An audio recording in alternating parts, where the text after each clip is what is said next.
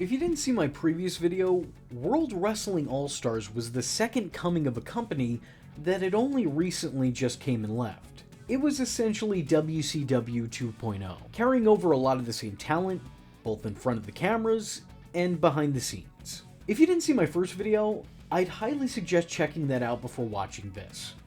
And if you did see that video, but don't remember what happened on it, well then allow me to recap.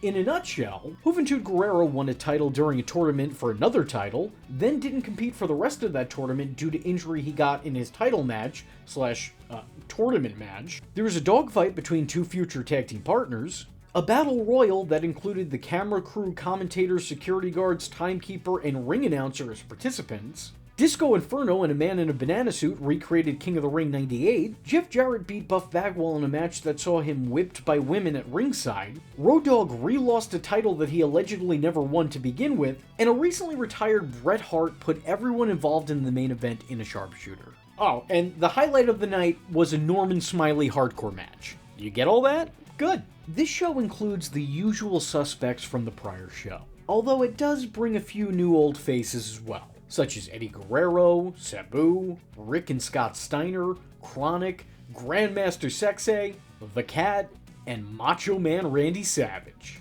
Or at least he was advertised for the show, but don't worry, they found a very worthy replacement. So as you can see, this is still a very WCW-centered show. Oh, and did I say that everyone from the last show was here? Because that was a lie, they're not. There's a lost Road Dogg, and the King is no longer on commentary due to the fact that he was brought back to the WWF. So in lieu of Jerry Lawler, they bring us Mark Madden. Mark Madden, who is easily one of the worst wrestling commentators of all time. Which is unfortunate, because contrary to what a lot of people will say, I do think that the guy had some potential. He was a loudmouth who could make you believe that he was as bad as the heels that he rooted for. And he probably was. He had a good voice for the position that he was in, and on occasion, he could be surprisingly witty and sort of funny. Unfortunately, he was far more concerned with getting himself over than any of the shows that he was a part of, and he barely speaks about the actual wrestling in the actual wrestling matches. The show opens up with a plethora of openings. We get a live concert, a video package, an intro, and then we're flung into a soon-to-be star-studded survival elimination match. Basically, it's the Cruiserweight Open, except this gauntlet has the competitors at each post, and anyone can tag anyone in. The match only ends when there's one standing. The elimination match includes the likes of AJ Styles, Christopher Daniels, Low-Ki, Tony Mama Luke, Supernova, Shark Boy, and Lava Girl. No, I'm sorry. Shark Boy, just Shark Boy, no Lava Girl. That's not a bad lineup by any means. The guys get over their characters and their abilities. Shark Boy is a man who believes himself to be a shark, a total cartoon character brought to life. Low-Ki is a badass straight shooter. Christopher Daniels is a fallen angel. Supernova is a superstar in his own mind. A total diva before it was trademarked. And Tony Mama Luke is Italian. That's his gimmick. While the Cruiserweights aren't granted individual entrances, they're given a good amount of time to show off their skills. The match serves as a good spotlight of this division, and it also provides a precursor to TNA's X division. And speaking of TNA, this match absolutely delivers total non-stop action. It's a fast-paced spot fest with each move fluidly setting up the next. It's certainly a better display of the division and a better opener from the last show. It's hard choosing what to highlight in this match because the whole match feels like a highlight reel in of itself. It's a really good showing from these guys. Low-Ki eliminates Shark Boy, AJ Styles eliminates Tony Mama Luke, Christopher Daniels eliminates Low-Ki, AJ Styles eliminates Christopher Daniels, and ultimately Supernova eliminates AJ Styles in just under 20 minutes. Bret Hart makes his way to the ring with a theme that feels less like an entrance theme and more like a rejected Baywatch opening.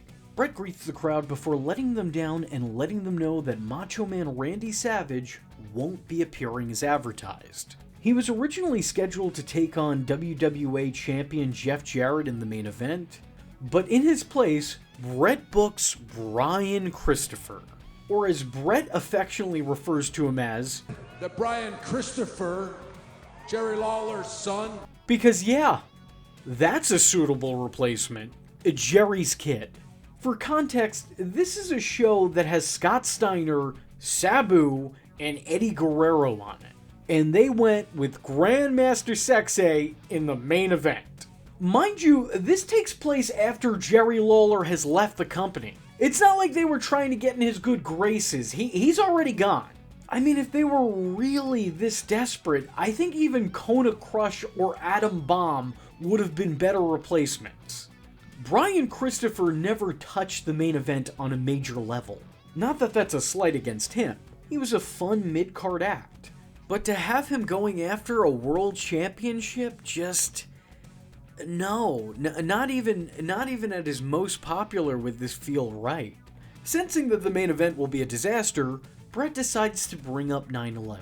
Which makes sense here, as this actually takes place in the States and not Australia.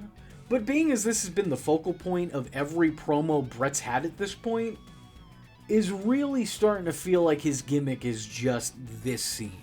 9, 11. After Bret's in-ring promo, we head backstage where we see the former Kiwi acting very American-made. He does his best Terry Bollea impression for Puppet and Tio before heading out to the ring where he's announced as the Funkster. Alan Funk takes on Big Vito's kayfabe brother, Reeno. Oh, that's gonna put some butts in seats. Alan Funk really showcases his skills here while providing a pretty fun parody. But I don't know what the end goal for a character like this could be, especially when it's taking place in a company where the huckster will never step foot. I think the big problem with this is that if it doesn't have a payoff, and there's no real sour grapes to make some fine wine with, metaphorically speaking, then it comes off as pointless. When Steve Austin did it, he had a vendetta. There were some hard feelings there, and he was playing off of them to get himself over. Shane Douglas has made a career doing that with Ric Flair. But here, it just feels incredibly out of place and comes off like there is no place for it. Judging it strictly at face value, it's fine, it's funny as is, and Funk certainly looks the part. But you know, I gotta ask, is his Hogan as good as my Macho Man? Not even, no way, yeah! But it's pretty good nonetheless. I know I'm talking a lot about the gimmick and not a lot about the match itself, but the match really is just a vehicle to get this gimmick over.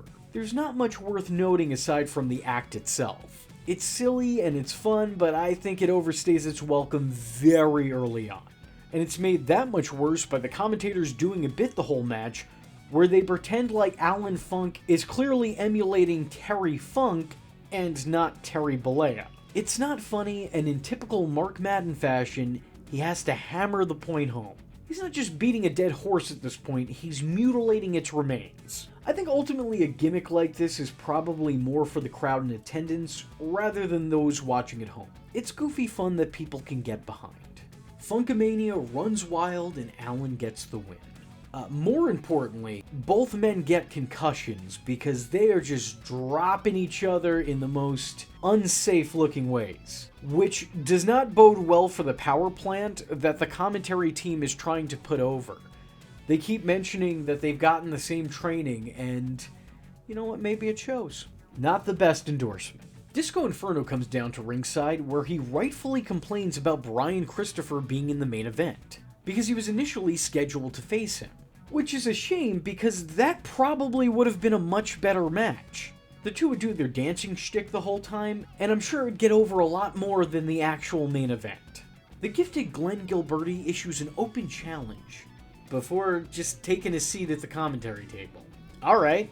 They share awkward banter before Disco literally pleads to move on to the next segment, and I am right there with him. Next up, the team of Native Blood, Ghost Walker, and Navajo Warrior take on the team of Chronic. Brian with an I and Brian with a Y. If the last match was just an excuse to put over a gimmick, this match is just an excuse to put over a tag team. It's the kind of classic Chronic squash match you'd normally see on a Nitro. It's an entirely one-sided segment designed to put over Chronic's raw power, and in that way, it worked. The two definitely looked dominant here, and they did have their impressive moments, but it's a match that was afforded too much time. It goes on for longer than it should, though it does have moments of some pretty brutal looking bumps here, and I don't think all of them were done by design. This was what it was, And what it was. The match is made a million times worse by Madden and Disco undermining the actual in-ring contributions with their needless banter. Lawler did this at commentary from time to time too, but he'd very rarely overdo it. He usually knew how and when to dial it back, and if he didn't, he had Jim Ross sitting by his side to do it. Here, the personalities overshadow the actual wrestling, and they enable each other to do that. It's much more important to make a joke rather than to describe the action. And things are only gonna get worse, because next up, Puppet takes on Tio.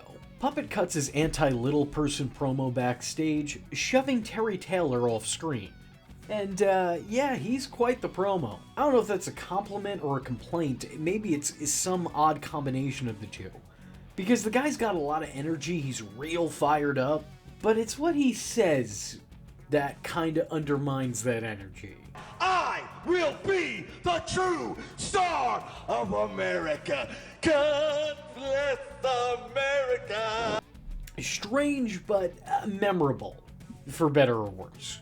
Following a discount Nitro Girl dance, a hardcore match just ensues, as Tio and Puppet begin attacking each other rolling down the ramp.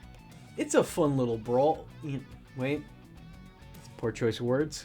It's a fun walk-in brawl that feels like an old-school WCW hardcore match. Simple spots with weapons being used as props rather than instruments of destruction. Though, again, the actual action doesn't matter. They're not treated as workers, they're treated solely as attractions, with Madden and Disco tripping over themselves and each other to get to their next punchline. They don't try to further a narrative, they don't try to call the action, they're just there to point and laugh. And I'm offended by all of it. Not because it's offensive, because it's offensively unfunny. In my opinion, it's the commentary team, not the wrestlers in this segment, that come up short. Look, I'm not the PC police, I'm not gonna say you can't do this, but there needs to be a voice of reason here. I mean, Jeremy Borash tries, but his voice is overpowered by the other two commentators. Judging the match on its own merit, it's actually pretty good for what it is. For a quick brawl, it gets the job done. And when that job is done, Scott Steiner suddenly makes a full entrance, accompanied by a couple of his finest freaks. Scott attacks both men in a completely unnecessary display of dominance, in a way that only Scott Steiner truly could. Following this needless beatdown, Scott grabs a mic and cuts a classic Steiner promo, even starting the promo off with a Now everybody knows! Steiner then goes on to brag about his bedroom prowess, as his valet nods her head along with what he's saying. Like me, he questions why he wasn't asked to be in the main event, before answering Disco Inferno's open challenge. He faces Disco in the ring, where he proceeds to redefine the phrase, "Disco is dead," by basically murdering this man. The two proceed to have an unsanctioned brawl that unsurprisingly ends with Steiner getting the pseudo-victory, though the filthy animal did get more offense in than I'd anticipated. You know what, this was kind of fun. It's the first time I perked up since the opening. Disco sells like a boss for Big Papa Pump, making his already brutal-looking offense look that much more impactful. It's unfortunate that this wasn't an actual match. Though again, I'm left questioning what it is I'm supposed to get out of this. Disco's been a dick, but Scott Steiner is a bully. So who am I supposed to cheer for here? Am I glad that Disco Inferno got beat up? Of course, always. But as a fan, you don't want to cheer for Scott Steiner after he just beat up two little people wrestlers for no rhyme or reason. Next up is the highlight of the night. Juventud Guerrera, Psychosis, and Eddie Guerrero compete in a three-way dance. Now in the last pay-per-view, Juventud becomes the first ever Cruiserweight champion, but Psychosis enters this match as champion after he had won the belt off the Juice during a tour show. There's a bit of a disturbance during the entrances as the ring announcer seems to malfunction. Ladies and gentlemen, ladies and gentlemen, ladies and gentlemen, ladies and gentlemen. But there's no blemishes when it comes to these three men in the ring tonight. There's some pretty impressive spots all throughout, with the three launching themselves like heat-seeking missiles at their opponents. It's an entertaining exchange of moves, and the match follows a compelling sequence of events. There's not a weak link here. All three of these men are giving it their all. I'm not really a ratings guy, that's not something I do here on the channel, but if I was, which I am not, I think we're looking at a real solid 7 out of 10 here. Maybe even an 8, if you endorse that kind of thing, which I don't. A lot of the time these shows showcase the worst of WCW, all the parts of the company in its later days when it started to sour. So it's nice to see something like this, something that serves as a reminder to WCW when it was in its prime. With the luchadors I grew up watching compete on a daily basis. I won't say that this is the best match any of these men have been in, but that's not because this match is of lower quality, it's because these guys have high quality work rate. Despite the fact that I don't think this match was any of these performers at their best, it is still by far the best match on this card. Eddie Guerrero's whole moniker in WWE was lying, cheating, and stealing. Well, I don't know about the first two, but he certainly stole the spotlight tonight. A really great performance from all men involved, a real diamond in the rough on a show that is rough to watch. Eddie Guerrero gets the win to become the new WWA Cruiserweight champion. Following a hard-fought victory, Eddie takes to the mic and down-talks the crowd before discussing his very public personal struggles at the time. Midway through, he's cut off by Jerry Lynn, of all people. Lynn comes out mocking and antagonizing Eddie. She doesn't even go here! Even going so far as to feign tears. I was really surprised by this promo, because this is more personality than I think I've ever seen out of Jerry Lynn. He's kind of all over the place here, but he's basically acting the part of an over-the-top bully. I almost like it, but it's weird to witness. Both men stumble on their words, and Lynn definitely comes off as pretty goofy. But all things considered, this is a solid angle to build up what should be an awesome match. Oh man, I can't wait to see that. But I have a feeling I'm gonna have to, judging by the time period that this took place in. The thing is, Jerry Lynn is definitely the heel here, but Eddie was being pretty aggressive with the crowd before getting into his own sob story. Is that about the extent of your vocabulary? Oh, come on. Yeah, I thought so, morons. Something that should have given him the sympathy of the audience instead made the crowd temporarily question if they were supposed to boo him.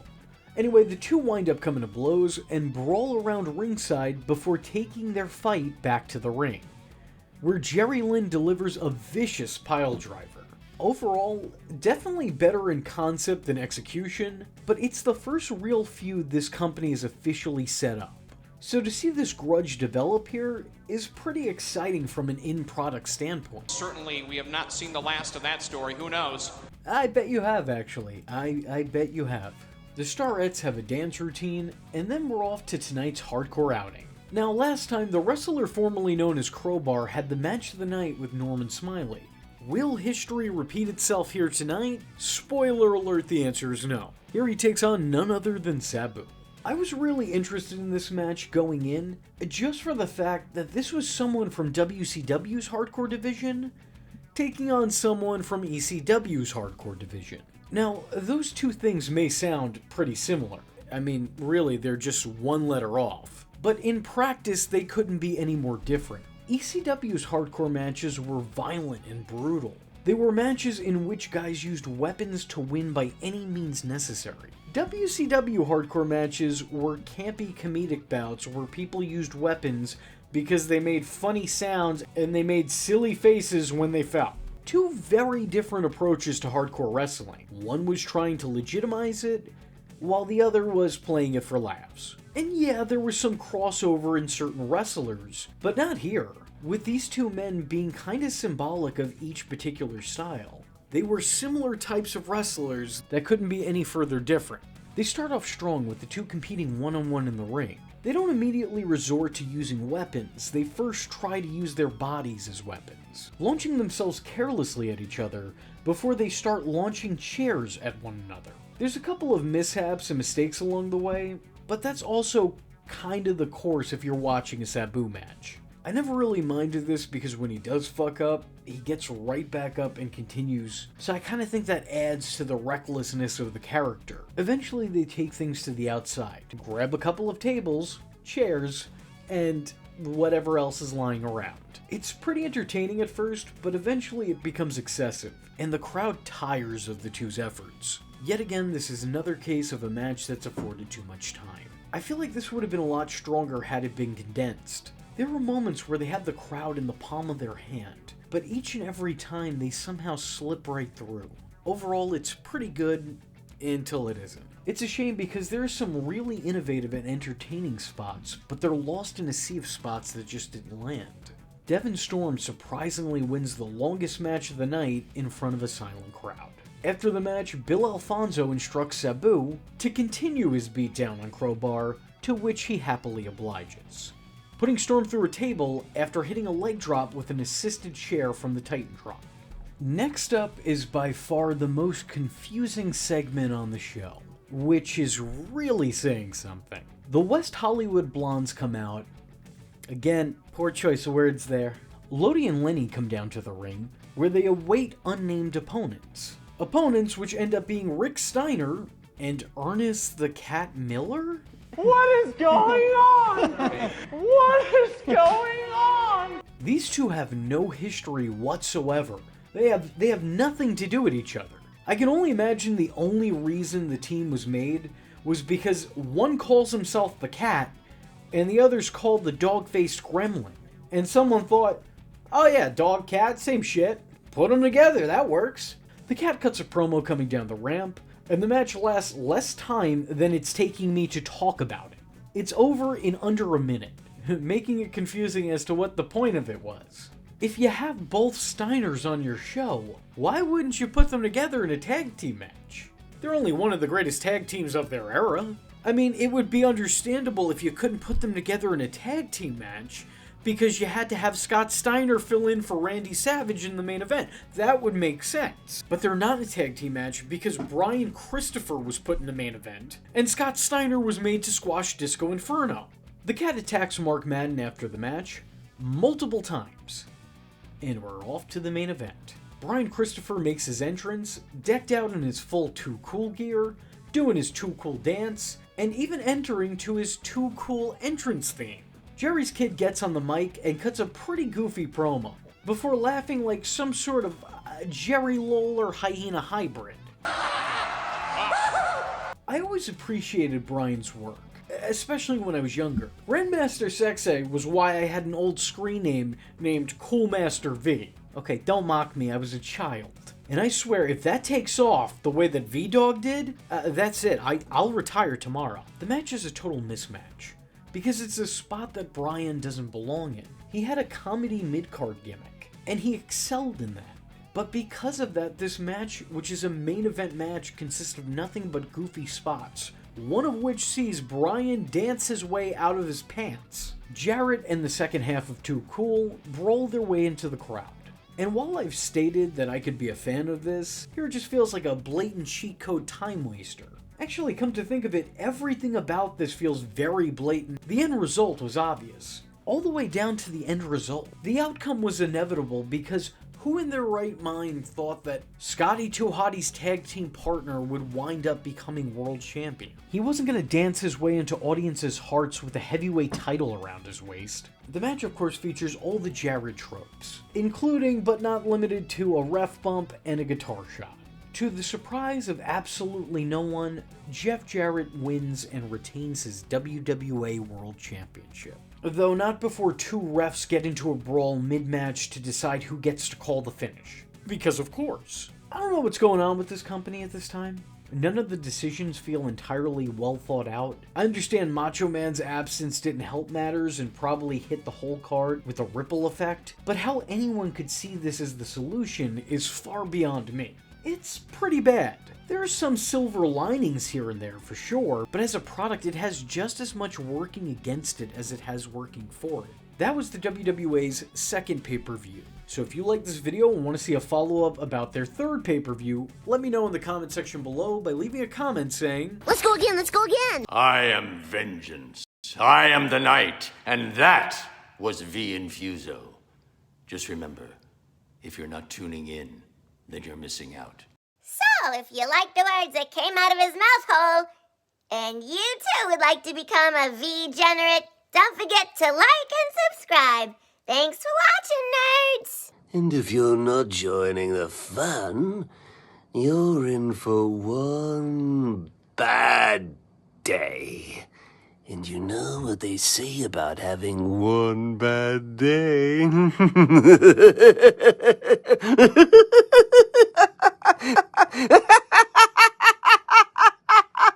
Catch him next time. Same bat time. Same bat channel.